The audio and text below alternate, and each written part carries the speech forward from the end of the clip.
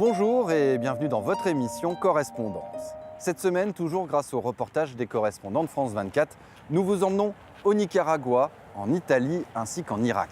Mais tout d'abord, direction l'Éthiopie, où en plus des combats qui se déroulent dans le nord du pays entre l'armée et des rebelles séparatistes, une autre région, située non loin de là, dans le nord-ouest, connaît elle aussi des troubles, des massacres interethniques qui obligent la population à fuir. Notre correspondante, Maria Gersh-Nicolescu, est allée à leur rencontre. Moubarak, 7 ans.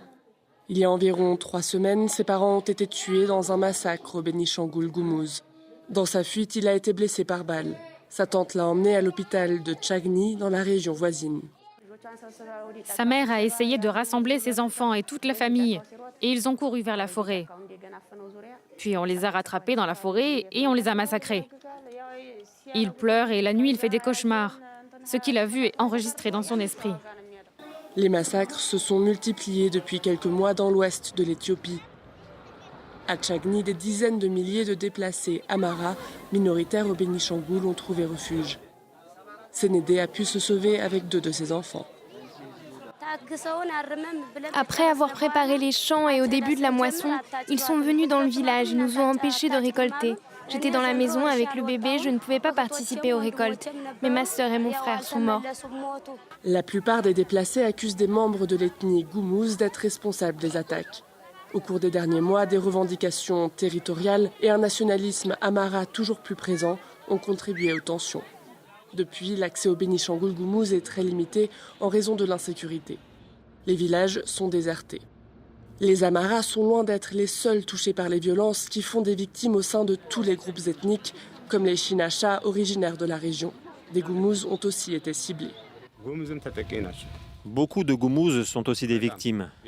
Dans le district de Wombera, beaucoup de membres de ma famille ont été tués. On ne peut pas dire que tous les Goumouz sont des criminels. Affirmer cela est une très grave erreur. En raison de la stigmatisation, les Goumouz et autres populations indigènes ont peur de quitter la région et se réfugient dans les forêts. Certains ont franchi la frontière avec le Soudan. Le gouvernement a déclaré l'état d'urgence et met en place des médiations locales, mais rares sont les déplacés qui pensent un jour revenir chez eux.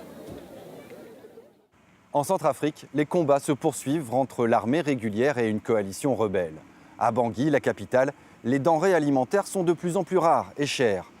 Les routes d'approvisionnement, principalement depuis le Cameroun, sont coupées par les combats et les habitants de la capitale s'inquiètent des pénuries. Des propos recueillis par Clément Diroma, notre correspondant sur place. On ne sait pas demain, ça va devenir comment, on ne sait pas. Parce que jusqu'aujourd'hui, la route est fermée au niveau des Garamboulés jusqu'à Bangui.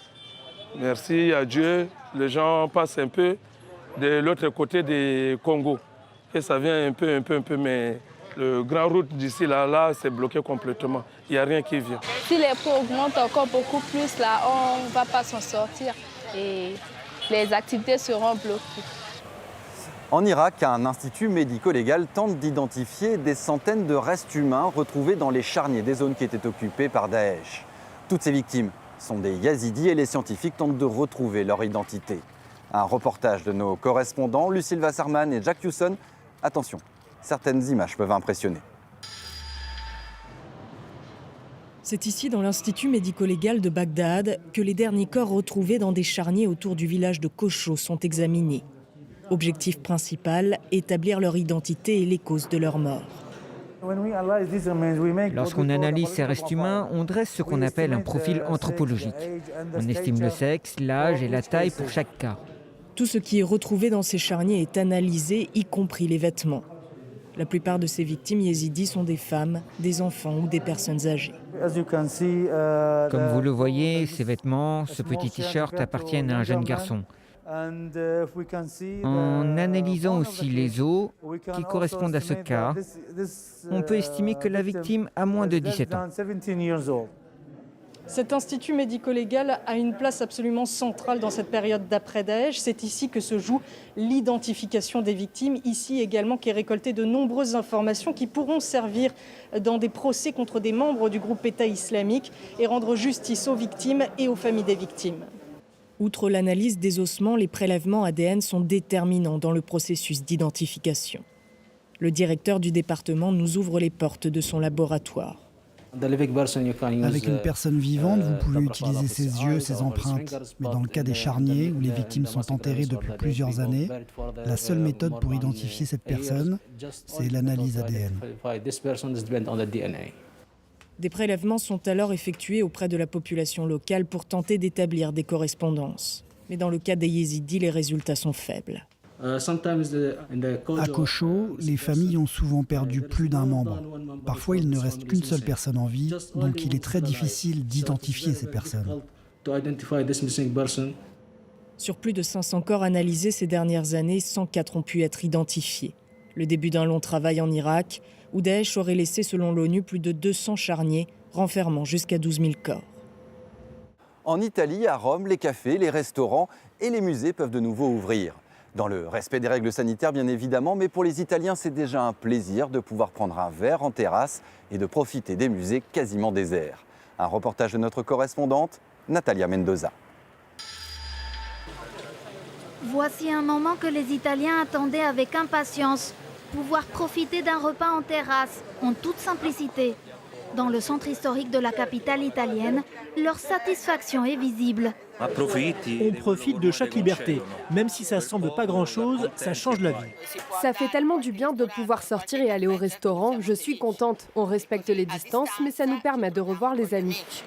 Depuis cette semaine, quelques 300 000 restaurants, bars et cafés dans 16 régions italiennes sont autorisés à rouvrir en journée jusqu'à 18h, en respectant certaines règles pour garantir la sécurité sanitaire. On doit désinfecter les locaux 2 fois par jour. Il faut laisser au minimum 1 mètre entre chaque table et on peut avoir maximum 4 clients par table. Les lieux emblématiques du tourisme de la péninsule ont aussi rouvert, comme le Colisée ou les musées du Vatican. Ici, oubliez les files d'attente interminables. Désormais, on ne rentre qu'avec une réservation faite sur la toile et après un strict contrôle sanitaire. Regardez la caméra, s'il vous plaît. Avec des caméras thermiques. Ok, c'est bon.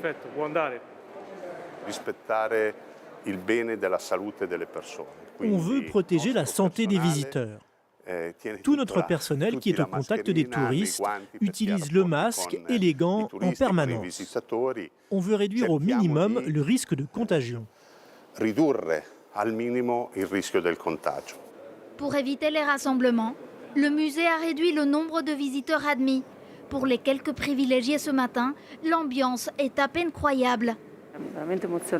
C'est vraiment émouvant, car on peut admirer calmement les œuvres sans se presser. Avant, c'était pas comme ça. Ça fait bizarre, on est presque seul. En général, ici, c'est bondé. Quelques restrictions restent quand même en vigueur dans le pays.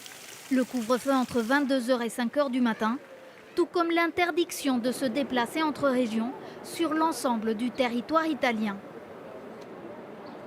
Au Nicaragua, les festivités de la Saint-Sébastien se sont déroulées quasiment normalement et ont rassemblé des centaines de personnes.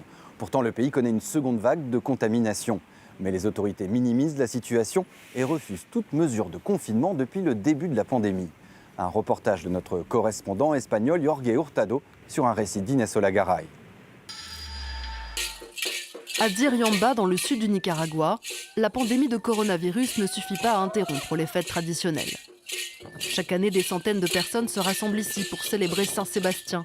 Des costumes colorés, en symbole du métissage, avec cette année des masques assortis pour les participants. Il y a moins de monde parce que les gens ont peur. Et puis on est obligé de porter ces masques, d'utiliser le gel hydroalcoolique sans arrêt. Cette année, tous les danseurs n'ont pas eu l'autorisation d'entrer dans la basilique. Marlon Flores dirige cette troupe de plus de 100 danseurs. Il participe aux célébrations, soucieux de perpétuer l'héritage familial et d'accomplir un acte de foi. Le peuple de Diriamba est un peuple fidèle, un peuple qui a une grande adoration envers Saint-Sébastien. Alors nous nous sommes adaptés, nous avons pris les mesures sanitaires pour pouvoir célébrer cette fête. À l'intérieur de l'église, l'accès est limité. Mais à l'extérieur, la mairie laisse les participants danser au beau milieu de la rue. Une insouciance dangereuse, alors que la situation sanitaire est critique.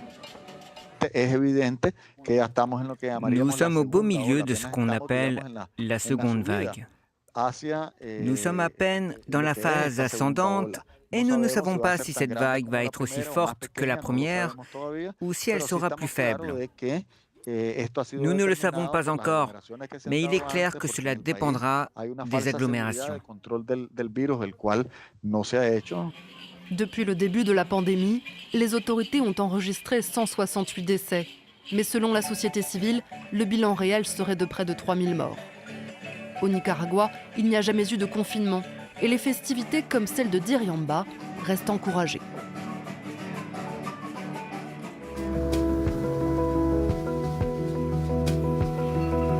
Merci d'avoir suivi cette émission. Merci à Armel Co à la réalisation et à Agnès Le Cossec à la coordination. Je vous donne rendez-vous la semaine prochaine avec d'autres reportages des correspondants de France 24. Et je vous laisse avec ces magnifiques images de la France sous la neige.